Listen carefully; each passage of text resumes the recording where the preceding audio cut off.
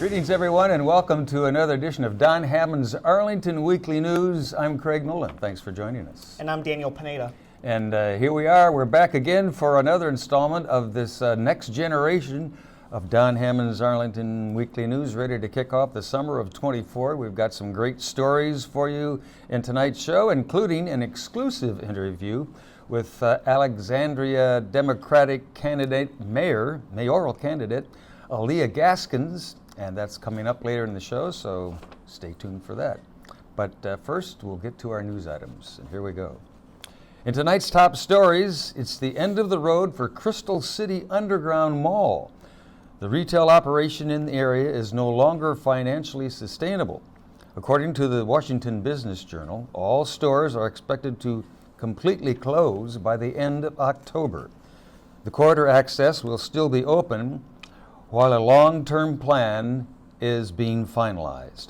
Office buildings, residential towers, and office workers occupy the space above the underground shops.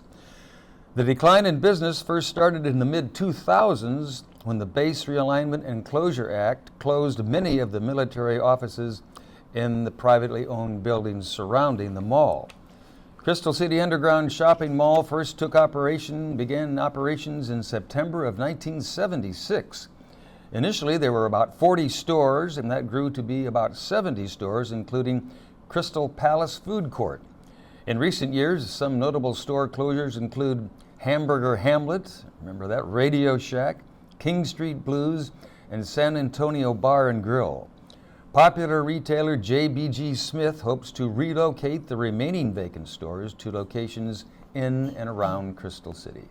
Daniel. And Craig, that's certainly a sad news. That is bad news, yeah. I like Crystal Underground too. Haven't been there in a long while, but I guess my last chance is gone. Well, they are going to make it, I heard, a temporary pickleball courts, potentially. Do they have pickleball there? Pickleball. Excellent. That'd fit right in. That'd be right up your alley. Exactly. Your turn, sir. Now on to more news. The Arlington Career Center will now be known as the Grace Hopper Center. The new facility is named after the respected Navy admiral and computer scientist who lived in Arlington. Grace Hopper was also a software developer, naval officer, math teacher, and the list goes on. But more importantly, these are all areas of study that will be contained in this career center. The center, located on 816 South Walter Reed Drive, was actually going to be called the Pike Campus. However, the school board is happier with the new name as it reflects the building's character. The center will be 5 stories tall with a 4-story parking garage. Roughly 1,600 students are expected to occupy the space. Despite all these achievements, the project was met with some controversy. This $180 million plot drew concerns about the future of open space as well as environmental commitments. Labor unions and organizations such as the NAACP have voiced their opinions. The facility is slated to open in the fall of 2026. Craig. All right, thanks, Daniel. Also, in our news items, Pentagon City will welcome a new swanky sushi restaurant. The creators behind Gyu Shige, Japanese barbecue and bar in Fairfax, have leased about 2,000 square feet of retail space below the Sage at National Landing. The building is home to a 306 multifamily unit at 480 11th Street. The developer behind Sage also revealed that there has been high demand for an upscale sushi restaurant in the area and is expecting higher-end clientele. Just in the last year, a few other high-end restaurants have opened nearby Amazon's new HQ2 headquarters. Some of those include Gourmet Diner Surreal, Peter Chang's Ni Hao, as well as Makers Union. Pentagon City's new high-end sushi restaurant is expected to open early next year, 2025. Seating will be on a reservation-only basis. Daniel. The food sounds good, Craig. The food? Why not? The name sounds kind of interesting, too. Difficult to say. Well, it's the return of jazz at Met National Landing. Enjoy a free weekly concert brought to you by the DC Jazz Festival and National Landing. This special weekly event will begin at 4 p.m. You may select your spot on the grass or bring a comfortable chair. Music should begin at 4:30 with a set break between 5:15 and 5:35 p.m. Upcoming acts include the Marshall Keys Group featuring Federico Pena, Mark Prince, and Michael Bowie. Of Jazz Fusion, that's on Thursday, May the 30th. Alex Hamburger on June 6th. Sanya K. Nunn on Thursday, June 13th. Alyia, Ulrich, and The Tribe on June 20th. Metropolitan Park is the home to many small businesses as well as Amazon's second headquarters. Craig. All right, Daniel, we'll be back with more news items after we take a look at this interview with Alyia Gaskins, who is the Democratic candidate for mayor of Alexandria. Don't go away, we'll be back. I am pleased to be joined by community leader and City of Alexandria Councilwoman Alyia Gaskins, who is running to be Alexandria's next mayor. Thanks for joining the Arlington Weekly News. Thank you for having me. I'm excited to be here. Thank you. Well, I know, some of your key issues have been education, housing, and public safety. What are some of the major issues that you would like to tackle first when you become Alexandria's next mayor? Well, you named some of my top issues, and partly because not only are they critical issues facing our community, but my background is actually in public health. And one of the first things we learn in public health is that the only way we can be as healthy as possible is if we truly address the conditions where people live, where they learn, where they work, where they worship, where they play. And so understanding the intersections between these issues is a top priority for me. I think, though, first and foremost, no matter what the issue is, we have to figure out how we pay for it. And so a major focus of my administration is going to be figuring out how we generate additional commercial tax revenue so that we can deliver the goods and services people need and deserve in each of those areas, from education to housing to infrastructure and public safety. Absolutely. And speaking of housing, as you know, rent prices are increasing, mortgage rates are at an all-time high. Can you tell us a little bit about your focus on affordable housing and kind of, how that affects homelessness in Alexandria? Yes. Ensuring that all of our residents have a safe, affordable, quality housing is deeply personal to me. I grew up in a home that, while it looked great from the outside, we were dealing with mold and rodents on the inside. And so I watched my mom, who had asthma, go to the hospital sometimes 10, 12 times a year because of our very housing. In my current situation, when I became a mom, we needed more space. I had my next child, we made it work, and then when I had my second, we needed more space. And so we went from owning a condo to actually selling our condo, and now we're renting until we're able to find a home that meets our needs. And so I understand and I hear about the challenges our community is facing, as well as our seniors being able to age in place. You talk about the connection to homelessness. I work for a foundation that is focused on ending homelessness. And one of the things we say over and over is that you cannot do that unless everyone has a home.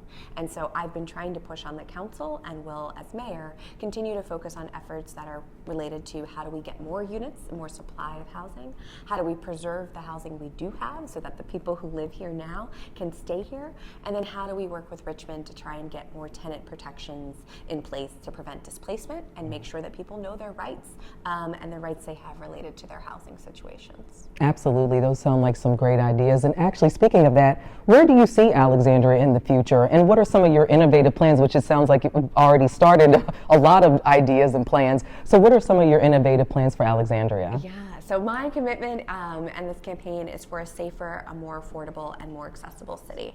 I truly believe that we have the capacity and the opportunity to address kind of the issues we're seeing related to the uptick in crime, the issues we talked about related to affordability, but just also making sure our government works for our people. In terms of the innovative ideas and the new energy that I'm bringing, some things I'm really excited about.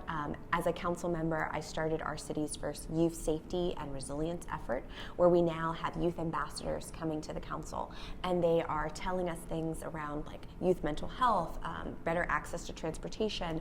I'd love to formalize that into a mayor's council. I'd also like to do something similar for our seniors, so that we're making sure that no matter what age you are in our community, you're able to live here and stay here. I'm really excited to bring back we used to do quality of life walks. I think this is a great opportunity to just have the mayor in the community, but also with our city agencies.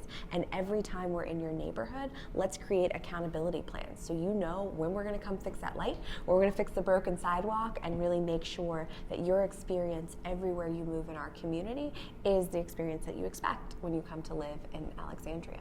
Awesome. I know the Alexandria residents would really enjoy that. So I know, excuse me, accessibility and equity are also important in your campaign. How do you plan to foster accessibility and equity as mayor? Yeah. So one of the things I've tried to do on council is I'm a big believer that you shouldn't have to come to City Hall. City Hall should be coming to you.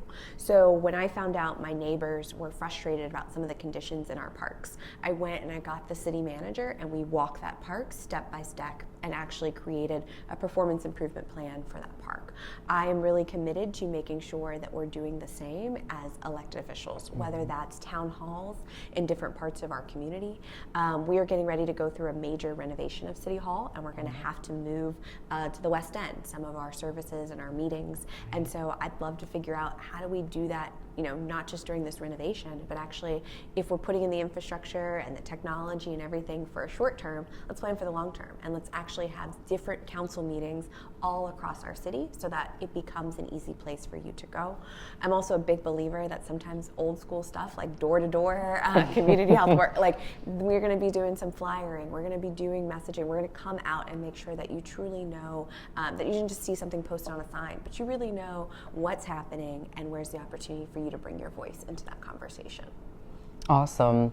And I know that your background, you were a public health practitioner, you were urban planner, and now, of course, you're a city council member. Yes. So how do you see the intersection or the integration of these areas in Alexandria? Yeah. These issues are so connected. It may sound simple, but the reality is every decision we make impacts your health and well-being. You feel that when you are trying to get to work and maybe the bus hasn't come or you're stuck in traffic. You feel that when you're worried about what your kid's school is like and whether or not they're going to be safe in that building. From housing, we talked about housing conditions, but also the cost of housing weighs on your mental health and whether or not you're going to be able to make your next payment. Absolutely. And so what I've tried to bring on council and will continue to do as mayor is I'm constantly asking, what is the ripple effect of this decision? What else have we thought about? How is this project connected to this project? Or how's that pipe connected to that pipe? Or this road, where does it flow to? Because I think that's the only way that we not only understand the impacts of the decisions we make, but I think it's also how we start identifying who's not in the room when we're making this decision and what else do we need to do to truly, bring the things that people need in our city. Absolutely. And I know that you spoke of town halls and all of these things, but how do you see the citizens of Alexandria, how can they become more involved across all racial and socio-economical, spectrums? Yeah. So I have started, kind of like a monthly lunch with other moms who live in public housing. And one of the things I always talk to about them is it doesn't have to be complicated. Yes, there are those who reach out to city council and they send you a 5-page brief and they've got every source and that's fine. But if you have an issue, it can be as simple as calling and saying, I'm concerned about this. Or we now have ways that you can reach out on social media, ways that you can, there's text services that you can use to reach out to the city government. We have Alex 311 where you can simply click a box, it sends it to every single member of council, and you can say something like, I want better schools, I want cleaner parks. And so I think it begins there with your voice is so important to us. Don't let the barrier of having the right words to say or having the needing to feel like you have to have the solution prevent you from joining us. I think it's also incumbent on the mayor to be in community with everyone and those people. And so I've had meetings at bus stops, just trying to reach people where they are. And I think that is a part of accessibility, but also part of people seeing that their opinion matters, even if they don't have the time to come and testify at a council meeting. Right, and every voice matters, right? So Yes. that's what people should take away from that, right? Yes. That your voice actually matters. Well, with Election Day coming up, do you have any upcoming events that you'd like to tell us about? We do. So two that I want to share as we are entering into this final few days. One is tomorrow at 5 p.m. and it's at Fiberspace, which is a small business in Alexandria, and it'll be a meet and greet from 5 to 6:30. On Saturday, we have our last Get Out the Vote event, and it'll be at Nazrat Cultural Foods on Pickett Street, which is an Ethiopian community market. We're going to have food and really just send people off to the polls and get them excited about voting. And anyone who's interested in knocking doors, making calls, or texting for us, we also have opportunities for you to do that as well. Excellent. Well, to learn more about Ms. Gaskins, visit AlyiaForAlexandria.com. And Alexandria residents can vote from now until June 15th for the early voting. And then, of course, Election Day is June 18th. So thanks so much for joining us, and good luck on your campaign for becoming Alexandria's next mayor. Thank you so much. Thank you so much. This has been such an honor and a joy to do this. Thank you. Thank you very much, Valerie, for that exclusive interview. Well, in tonight's CBB items, author Barbara Noe Kennedy brings you 100 things to do in Arlington before you die. Come join this live presentation about Arlington's Broadway caliber shows, restaurants that give you a vacation vibe, and even a hidden crab shack. Well, Kennedy, a longtime Arlington resident, discusses exploring much of the city in just 1 year. In addition to shows and restaurants, she also discovered local markets, historical sites, and running and biking trails. This event takes place on Saturday, that's June the 8th, in the Cherry Room at the Courthouse Library from 10:30 a.m. to 11:30 a.m. You must register or RSVP for this event. For additional information, contact jberg at arlingtonva.us or give them a call. That's at 703-228-5993. Craig. All right, Daniel, also in our CBB Community Bulletin Board items, well, are you looking to make a career change?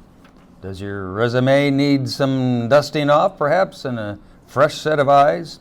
Well, if so, take the opportunity to meet with a dedicated library staff member or volunteer who will set you on the right path to finding the right job. You may bring your own laptop or use the library's computers. You will also be encouraged to join a group of fellow job seekers called Arlington Job Seeker Meetup, and that is run by Arlington Public Library. This event takes place at Columbia Pike Library on Thursday, June 13, 6:30 to 7:45 p.m. Registrations begin on Thursday, May 30th. You can RSVP as a reminder. For more information, contact the Columbia Pike Library at this number. Get ready to jot it down. Give them a call at 703-228-5710. Again, that number 703-228-5710. And now for some 55 plus news. Daniel. And Craig, such a great resource. Dust off your resume, for sure. Dust off your resume. Dust that resume. Well, Craig, in tonight's 55 plus news, it's Summer Trivia Social. Celebrate the start of summer with friends and trivia games at Langston Brown. This event is sponsored by the Langston Brown 55 Plus Advisory Committee. The fun will take place on Friday, that's June the 21st, at 1:30 p.m. to 3 p.m. at Langston Brown. For more information on this event, visit arlingtonva.us/DPR. Craig. And also in our 55 plus news, well, it's time for summer movies again. Our final 55 plus story tonight tells you all about that, movies at Aurora Hills. It's that time of year again where the Movies at Aurora Hills series kicks off starting Friday, June 28th. Enjoy classic movies and modern movies at Aurora Hills with your fellow 55 plus members. Take two. Fellow 55 plus members. Starting on June 28th, the psychological thriller Monster will be shown. And on Wednesday, July 3rd, American history drama Glory will be showing. And then on July 26th, British comedy The Duke will be screened. And on August 30th, the summer classic Stand By Me will be shown. For more information on this summer movie series, you can register online at arlingtonva.us/DPR or give them a call at 703-228-4747. 703-228-4747 for movies for the summer at Aurora Hills. So that's about it. We hope you've enjoyed this edition, our summer edition, summer 2024 edition of Don Hammond's Arlington Weekly News. Final thoughts, Mr. Daniel? Absolutely. So many great events really happening during the summer here in Arlington, Virginia. And summer goes by so fast, Yeah, it so does. get out there and take advantage of some of these. And with kudos to our missing anchors here tonight. I know. Valerie and Aparna. Pardon. We made it through. We made it. We did it. We survived. Pulled it off. We made it through. So thanks to all of you Yeah, thank for you. watching this edition of Don Hammond's Arlington Weekly News, summer 2024 version. Stick around. There's more to come. Be safe. Take care. Bye-bye.